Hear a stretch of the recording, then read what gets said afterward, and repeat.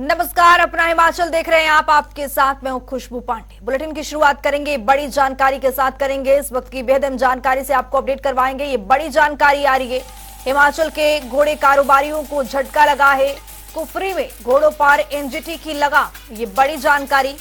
217 घोड़े चलने के नोटिस पर यहां पर हड़कंप मचा है, तो वहीं नोटिस पर कारोबारियों में पूरी तरह से यहां पर अफरा तफरी है। अभी वहां 700 से ज्यादा चलते हैं घोड़े। ये बड़ी जानकारी से आपको अपडेट करवा रहे। कुफरी में घोड़ों पर एनजीटी की लगाम, यहां पर ये बड़ी जानकारी आपको दे रहे हैं। 217 घोड़े चलने के नोटिस पर यहां पर हड़कंप मचा है, तो घोड़े कारोबारियों को एक यहां पर बड़ा झटका लगा है। अभी वहां पर 700 से ज्यादा घोड़े चलते हैं। हिमाचल के घोड़े कारोबारियों को झटका लगा है। कुफरी में घोड़ों पर एनजीटी की एक बड़ा लगाम यहां पर देखने को मिला है। घोड़े कारोबारियों को यहां पर एक और बड़ा झटका लगा। यहां पर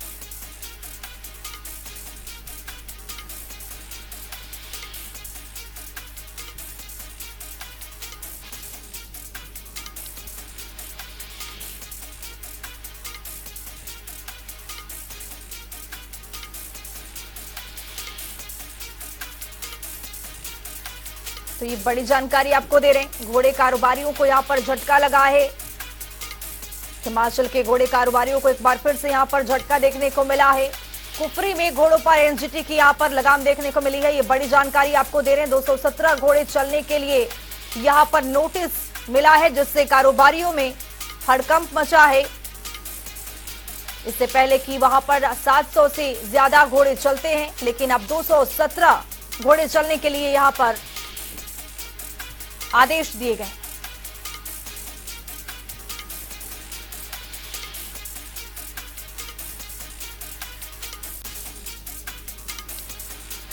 तो ये घोड़े कारोबारियों को यहां पर एक बार फिर से यहां पर झटका देखने को मिला है। हिमाचल के घोड़े कारोबारियों को एक बार फिर से यहां पर झटका लगा है। कुफरी में घोड़े पर एनजीटी की लगाम देखने को मिली है। 217 घोड़े चलने के नोटिस पर यहां पर हड़कंप मचा है। हिमाचल प्रदेश में भारी आपदा के बाद राहत और पुनर्वास काम जारी है, लेकिन इसको लेकर सियासत भी थमने का नाम नहीं ले रही है। एक बार फिर नेता विपक्ष जयराम ठाकुर ने सरकार पर झूठ बोलने का आरोप लगाते हुए घोषणा के बाद अब तक आपदा प्रभावितों को राहत न देने की बात कही है। इस दौरान जयराम ठाकुर ने सरकार पर आपदा प्रभावितों के साथ राजनीति करने का भी आरोप लगाया है। वो हिमाचल के लिए ही नहीं, वो उत्तराखंड के लिए भी पत्र आया है और जम्मू कश्मीर के लिए। और इस बात को उनको समझना चाहिए कि केंद्र सरकार हिमाचल प्रदेश के नेताओं, कांग्रेस के नेताओं के कहने के ऊपर उनकी डिक्टेशन पर काम करेगी, ऐसा नहीं है। केंद्र ने जो नियम है, जो प्रावधान है मिनरल एंड माइंस के, उसके अनुरूप जो है वो अपना पत्र लिखा है और उनको कहा है वो अगर उनको कुछ कहना है तो लिख करके भेजे। और दूसरी बात मैं ये कह रहा हूँ, हिमाचल प्रदेश में वाटर सेस के लिए कमीशन बना दिया। लाखों रुपए प्रति महीने के उसमें जो अपॉइंटमेंट की है उस पर खर्च हो रहा है। गाड़ियां चल रही हैं, कमीशन कॉन्स्टिट्यूट करके काम अभी तक कुछ किया नहीं है, लेकिन लाखों रुपए खर्च हो रहा है। तो ऐसे में मेरा यही कहना है कि इससे कोई लाभ नहीं हो पाया है। जिन राज्यों ने किया भी है उनको भी बहुत बड़ा कोई लाभ हुआ है, ऐसा नहीं है। और वैसे भी मामला लिटिगेशन की दिशा में बढ़ा हुआ है। आपदा के दौरान जो प्रभावित परिवार हैं उनके साथ राजनीति नहीं होनी चाहिए, उनकी भावनाओं के साथ खिलवाड़ नहीं होना चाहिए, क्योंकि वो बहुत बड़ी मानसिक पीड़ा के दौर में से गुजर रहे हैं। किसी का परिवार का सदस्य चला गया, किसी का घर चला गया, किसी की जमीन चले गई, किसी की पशुशाला चले गई, पशु चले गए। तो बहुत बड़ा नुकसान उनको झेलना पड़ा है इस त्रासदी के दौरान। और ऊपर से सरकार ने घोषणा की कि हम हिमाचल प्रदेश में जितने भी ऐसे लोग हैं जिनका घर चला गया है, ग्रामीण क्षेत्र में उन लोगों को हम 5,000 रुपये प्रति माह के हिसाब से किराया देंगे। और इसके अतिरिक्त जो शहरी क्षेत्र है, जिन लोगों का घर चला गया है, उनको 10,000 रुपये किराया देंगे। मैंने जानकारी हासिल की, अभी तक कहीं भी ना ग्रामीण क्षेत्र में और ना ही शहरी क्षेत्र में उन लोगों को इस रूप में राहत दी गई। एक बात आपको मान के चलना पड़ेगा, हिमाचल प्रदेश एक बहुत बड़ी टूरिज्म डेस्टिनेशन है इंटरनेशनल स्तर के इसमें, और जहां हिमाचल प्रदेश में हमको रोजगार के लिए अगर कोई जरिया अगर मिलता है नौजवानों के लिए, वो टूरिज्म सेक्टर एक है जो बहुत बड़ा उसमें कंट्रीब्यूट करता है, और आय का जरिया भी टूरिज्म बहुत बड़ा एक जरिया है हिमाचल प्रदेश के लिए। और उस सेक्टर में इस प्रकार की वो करना, जो खासतौर से जो गाड़ियों पर, बसों पर और दूसरी गाड़ियों पर जो टैक्सेस इम्पोज किए हैं, तो उसके कारण टूरिस्ट हिमाचल प्रदेश में आएगा नहीं। मैं कह रहा हूं कि मैं 3 दिन पहले जम्मू था, और जम्मू कश्मीर में हालात इस कदर के हैं कि पूरा भरा हुआ टूरिस्ट से। वो कारण है कि भाई ऐसी चीजें जब करेंगे आप, तो हिमाचल प्रदेश टूरिस्ट क्यों आएगा, और इससे टूरिज्म इंडस्ट्री जो है तबाह होगी। बीजेपी प्रदेश अध्यक्ष डॉक्टर राजीव बिंदल नाहन के सिरमौर पहुंचे, जहां उन्होंने एक जिम का उद्घाटन किया है। इस दौरान डॉक्टर राजीव बिंदल ने कहा कि हाल में एशियन गेम्स में पहली मर्तबा देश ने 100 से अधिक मेडल हासिल किए हैं, जो दर्शाता है कि देश लगातार खेलों के क्षेत्र में आगे बढ़ रहा है। साथ ही कहा कि मौजूदा समय में नशे का प्रचलन लगातार बढ़ रहा है और हिमाचल भी इससे अछूता नहीं है। उन्होंने कहा कि युवाओं को खेलों से जुड़ना चाहिए, खेल युवाओं को नई दिशा प्रदान कर सकता है। भारत युवा देश है। दुनिया में सर्वाधिक युवा आबादी भारत में है, और जिस तरह से हमने देखा है कि अभी हमीरपुर के एनआईटी की घटना, और ये घटना सिर्फ हमीरपुर के एनआईटी की नहीं है, ये नाहन में भी है, पांवटा में भी है, सिरमौर में भी है, पूरे हिमाचल में है, पूरे देश में इसका प्रचलन बढ़ा है। जो नशे की तरफ युवाओं का रुझान हुआ है, उसको यदि बदलना है तो उसके लिए उनको लक्ष्य ओरिएंटेड यानी टारगेट ओरिएंटेड काम देना पड़ेगा। वो टारगेट ओरिएंटेड स्टडीज हो सकती हैं, टारगेट ओरिएंटेड देशभक्ति के काम हो सकते हैं, टारगेट ओरिएंटेड गेम्स हो सकते हैं, और सबसे ज़्यादा यदि कारगर इसके अंदर है तो वो खेलें हैं। विभिन्न प्रकार की गेम्स हैं, एथलेटिक प्रतिस्पर्धाएं हैं, वो हमारे युवा को सही दिशा देने में बहुत बड़ी अहमियत रखती हैं। बिलासपुर में आयुष्मान भारत डिजिटल मिशन के अंतर्गत आयुष्मान भारत हेल्थ अकाउंट यानी आभा कार्ड बनाया जा रहा है, जिसके तहत बिलासपुर में अभी तक 1,75,000 आभा आईडी कार्ड बना दिए गए हैं। वहीं शेष अन्य कार्ड भी जल्दी बना दिए जाएंगे। जिला बिलासपुर के करीब 4 लाख से अधिक आधार कार्ड आईडी बनाकर यहां पर दिए गए हैं। इसके लिए स्वास्थ्य विभाग की ओर से प्रयास किए जा रहे हैं कि वहीं स्वयं भी लोग ऑनलाइन अपना आधार कार्ड बना सकते हैं।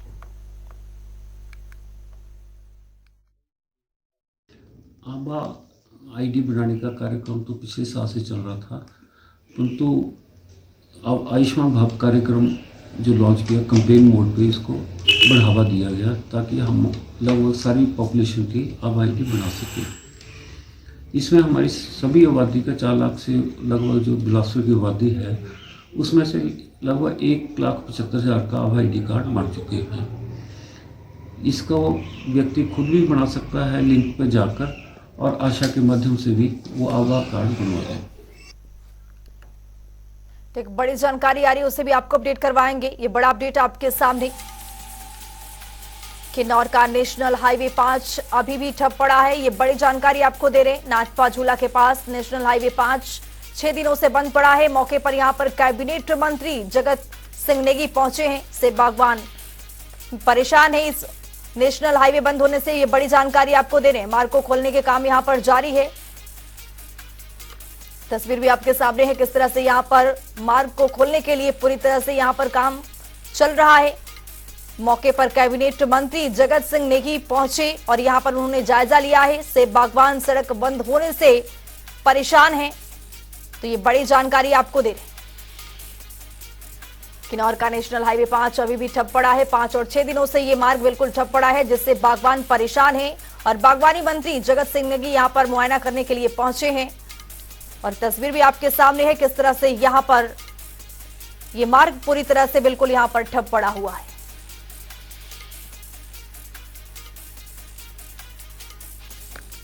किन्नौर से बड़ी जानकारी दे रहे हैं। नेशनल हाईवे 5 अभी भी यहां पर बंद पड़ा है। नाथपा झूला के पास नेशनल हाईवे 5-6 बंद पड़ा है। मौके पर यहां पर कैबिनेट मंत्री जगत सिंह नेगी पहुंचे हैं और यहां पर सड़कों का उन्होंने जायजा लिया है। ये बड़ी जानकारी किन्नौर से आपको दे रहे हैं।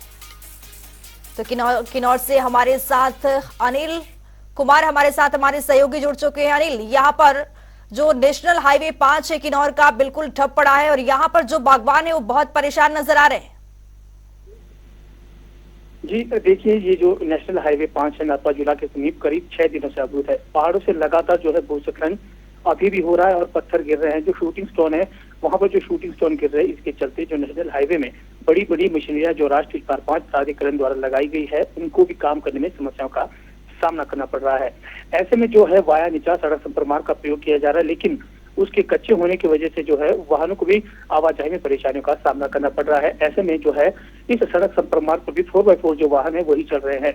फिलहाल प्रदेश के बागवानी, राजस्व एवं जनजाति विकास मंत्री जगत सिंह नेगी मौके पर पहुंचे हुए हैं और लगातार जो है सड़क बहाली का जो कार्य चला है उसका जायजा ले रहे हैं। इसके अलावा जो जहां पर ये भूस्खलन हुआ है उसके अपोजिट में जो है वांगतू, जहां पर SJVNL और जो अन्य जल विद्युत परियोजनाओं की जो भी डैम के साथ जो वैकल्पिक सड़क संपर्क मार्ग है वहां पर बैली ब्रिज लगाने के लिए जो है योजनाएं बनाई जा रही है, ताकि यदि ये जो राष्ट्रीय मार्ग 5 नाथपा झूला के समीप है ये बहाल नहीं होता तो वैकल्पिक मार्ग जो है बहाल किए जा सके। जी अनिल नेगी, क्या जान सकते हैं कि ये मार्ग कब तक खुल सकता है? खुलने की संभावना कब तक की है? देखिए, ये बड़ी आपदाएं किन्नौर जिला में इस बार जो है ज्यादा देखने को मिली। इससे पहले निगुसारी समीप भी जो है राष्ट्रीय मार्ग 5 लैंडस्लाइड होने के चलते 11 दिन राष्ट्रीय मार्ग 5 बाधित था।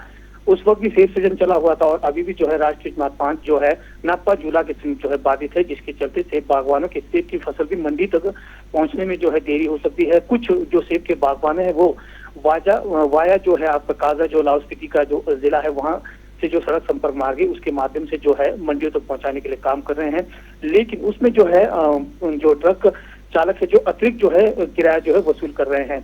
वो जो सरकार के जो आदेश हुए उसमें यह भी है कि अगर वाया काजा जो सड़क संपर्क मार्ग के प्रयोग से मंडी तक बागवान से पहुंचाते उन्हें जो है सब्सिडी भी दी जाएगी। फिलहाल जिला किन्नौर में जो है आपदाएं बनी हुई है।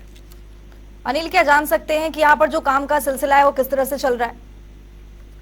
काम का सिलसिला देखिए, जैसा मैं बता रहा हूँ कि पहाड़ों से लगातार जो है शूटिंग स्टोन और भूस्खलन हो रहा है। ऐसे में जो है जान जोखिम में डालकर राष्ट्रीय मार्ग 5 प्राधिकरण के जो कर्मचारी, मजदूर और मशीनरी के जो ऑपरेटर है वो लगातार अभी भी काम कर रहे हैं। आज शाम तक जो है कुछ राष्ट्रीय मार्ग 5 बहाल होने की उम्मीद जताई जा रही है, लेकिन जो पहाड़ों से भूस्खलन का होने का सिलसिला जो लगातार जारी है उससे जो है आशाएं यही लगाई जा रही है कि जल्द से जल्द बहाल हो। जी ठीक है, बहुत शुक्रिया अनिल नेगी तमाम जानकारी साझा करने के लिए। तो किन्नौर का जो नेशनल हाईवे 5 है अभी भी बंद है और यहाँ पर जो बागवान है वो बहुत परेशान है। बागवानी मंत्री जगत सिंह नेगी भी यहाँ पर मुआयना करने के लिए पहुंचे हुए हैं।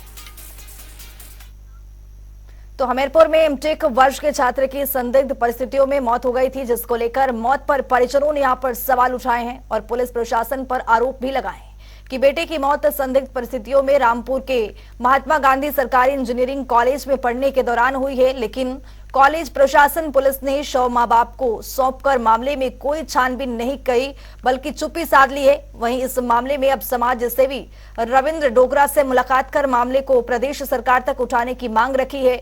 वहीं समाज सेवी रविंद्र डोगरा ने भी पीड़ित परिवार को न्याय दिलाने की बात कही है। हम तो चलो गरीब आदमी थे, ऐसे वैसे बच्चे को पढ़ा रहे थे, बड़ी किसी चीज़ से तंग रहे, हो सकता है बच्चा भी तंग रहे, ऐसे ऐसे बच्चा भी साथ दे रहा था, पढ़ रहा था बच्चा।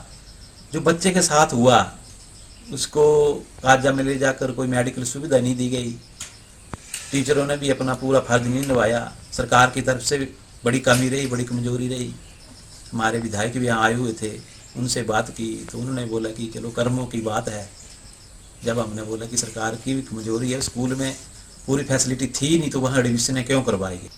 8 अक्टूबर को महात्मा गांधी इंजीनियरिंग कॉलेज रामपुर के अंदर हमीरपुर ज़िले की सुजानपुर विधानसभा से एक नौजवान लड़के की मृत्यु हो जाती है। और उस पर ना तो शिमला प्रशासन ने, ना कॉलेज प्रशासन ने, ना प्रिंसिपल, ना डायरेक्टर, ना राज्य सरकार ने आज तक कोई संज्ञान नहीं लिया है। और बच्चे के माँ बाप जो हैं वो बहुत ज़्यादा दुखी हैं। उनका ये कहना है कि उनका लड़का बिल्कुल तंदुरुस्त था और उनसे बात करता था। 1-1.5 घंटे में ऐसा क्या हो गया कि उनका लड़का अचानक मृत्यु का ग्रास बन गया। माँ बाप को इस मामले में बहुत शंका है कि उनके बच्चे के साथ कोई अनहोनी हुई है और वो चाहते हैं कि पुलिस और अन्य एजेंसियां इस मामले की गहनता से जांच करें और उनको न्याय दिलाएं।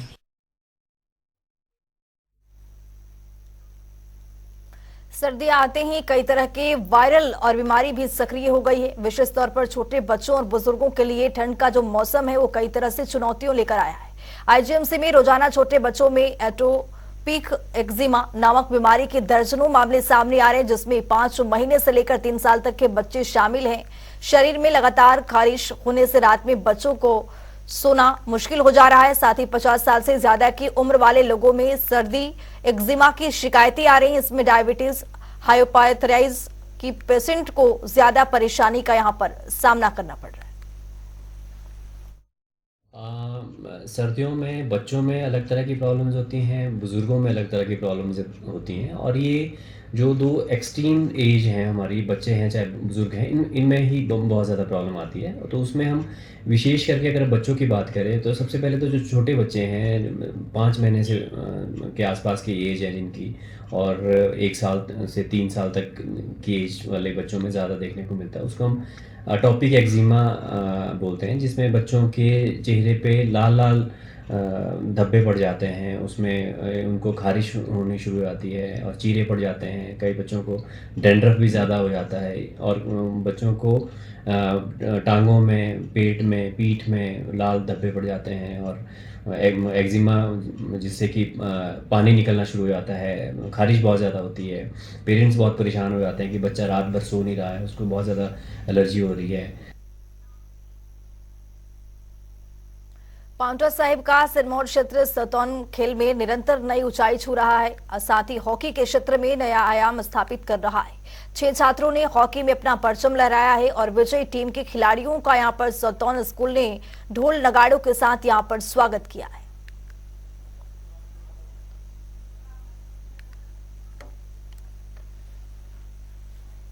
पहले हमारे टूर्नामेंट पुरवाड़ा में हुए, फिर वहाँ से हम जीत गए थे 4-1 से। फिर उसके बाद हम कांगड़ा गए और फर्स्ट मैच हमारा बिलासपुर के साथ था, उसमें हमारा स्कोर निकल गया था। फिर स्टॉक हुए लास्ट में, फिर हमने सेकंड मैच हमारा मंडी के साथ हुआ और फिर हमने 3 का स्कोर निकाला। हम फिर उसके बाद फाइनल में पहुंचे, फिर 4-1 का स्कोर 5-0। 6 लड़कियां यहाँ से सिलेक्ट हुई थी स्टेट के लिए।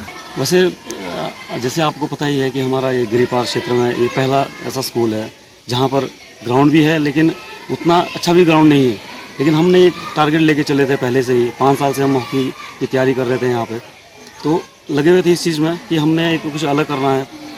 कुछ बच्चे हमारे, जैसे मान लो हम जब टीम तैयार कर रहे थे तो कुछ बच्चे हॉस्टल भी निकल गए। मादर हॉस्टल में हमारी 11 या 12 लड़कियाँ मादर हॉस्टल में है। उसके साथ साथ हमारी एक टीम भी यहाँ से बन रही थी। पहले अंडर 14 हमारी टीम तैयार थी, फिर उसको अंडर 19 में गए हम। तो 5 साल के संघर्ष के बाद हम अंडर 19 जो गर्ल्स है वो सिरमौर में विजेता रहे। हमीरपुर और द इंडियन राफ्टिंग फेडरेशन के सहयोग से नादौन में 3 से 5 नवंबर तक आयोजित की जाएगी एशियन राफ्टिंग चैंपियनशिप के मैराथन स्पर्धा के लिए सभी तैयारियां प्रशासन ने लगभग पूरी कर ली है। प्रदेश पर्यटन विकास निगम के अध्यक्ष आरएस बाली एशियन राफ्टिंग चैंपियनशिप का शुभारंभ करेंगे। कजाकिस्तान, भूटान और नेपाल सहित देश की 24 टीम में हिस्सा ले रही है। इस प्रतियोगिता में प्रदेश के उप मुख्यमंत्री मुकेश अग्निहोत्री मुख्य अतिथि के रूप में शिरकत करेंगे। जो नादौन में 3 से 5 नवंबर की एशियन राफ्टिंग चैंपियनशिप हो रही है, उसमें हमारे 24 टीमें पार्टिसिपेट कर रही हैं, जिसमें 3 हमारी एशिया की टीमें हैं, कजाकिस्तान, नेपाल, भूटान की। बाकी अलग अलग स्टेट से, सर्विसेज से भी टीम्स इसके अंदर शामिल है, लोकल टीम्स भी इसमें शामिल हैं। कुल मिला के 24 टीम्स इसमें शामिल हो रही हैं, जिसमें मैन वुमेन मिक्स इवेंट्स इसमें आयोजित होंगे। ओपनिंग सेरेमनी में बतौर chief guest tourism development board के चेयरमैन श्री आर एस बाली जी शिरकत करेंगे और क्लोजिंग सेरेमनी माननीय उप मुख्यमंत्री श्री मुकेश अग्निहोत्री जी द्वारा की जाएगी। बद्दी में मुख्य संसदीय सचिव राम कुमार ने कहा है कि बद्दी को चंडीगढ़ की तर्ज पर विकसित करने के लिए योजनाबद्ध कार्य किया जाएगा। उन्होंने टून विधानसभा क्षेत्र के नगर परिषद बद्दी के वार्ड नंबर 9 की हाउसिंग बोर्ड कॉलोनी के फेज 1 और 2 स्थित साई मंदिर तक नप्पू और से यहां पर 30 लाख रुपए की लागत से बनने वाले संपर्क मार्ग को पक्का करने के कार्य का शिलान्यास किया। उन्होंने नप बद्दी के माध्यम से बद्दी शहर के विभिन्न वार्डों में लगभग 2 करोड़ रुपए की लागत से विभिन्न विकासात्मक कार्यों का शुभारंभ किया है। इसमें 75 लाख रुपए की लागत से हाउसिंग बोर्ड कॉलोनी के फेज 1 और 2 में विभिन्न नलियों और संपर्क मार्ग की टाइल और मरम्मत कार्य भी शामिल है। जो पिछला समय था हमने बड़ा बुरा निकाला, क्योंकि लोगों की समस्याएं कोई सुनता नहीं था और ना ही वहाँ पे पार्शलिटी होती थी, भेदभाव होता था कि ये कांग्रेसी पार्षद इनके काम नहीं करने, ये फलां पार्टी के आदमी ये नहीं। हमें राम कुमार जी ने इन्होंने एक ही डायरेक्शन दी कि सब जगह समान विकास करना है और सबको साथ लेके चलना है। आज मेरी वार्ड के अंदर कम से कम 2 करोड़ के आसपास काम शुरू करवा दिए हमने, जो युद्ध स्तर पर चल रहे हैं और जल्दी दिवाली के आने वाले दिवाली तक हम इनको कंप्लीट कर देंगे। ऐसा कि पिछले 5 वर्ष में जब से भाजपा सत्ता में आई, ये लांछन नहीं लगा रहा हूँ, ये एक्चुअल पोजीशन है, लोगों को आप पूछ सकते हैं कि पिछले 5 वर्ष में जो रोड मदन भाई ने बनाए थे, पिछले नगर परिषद के समय में बने, उन लोगों में रोडों पे 5 वर्ष में ना तो कोई टाइल लगी, ना कोई टायरिंग हुई, ना कोई पैच लगा और हर जगह पानी खड़ा है। आप देख रहे हैं गंदगी का आलम है, नालियाँ भरी पड़ी हैं। अभी हमने पूरे एरिया का जो हमारे 9 वार्ड हैं, 9 वार्ड में सफाई करते हुए हमें लगभग 5-6 महीने हो गए। चेयरमैन साहब को अभी अपना हिमाचल में मेरे साथ इतना ही। नमस्कार।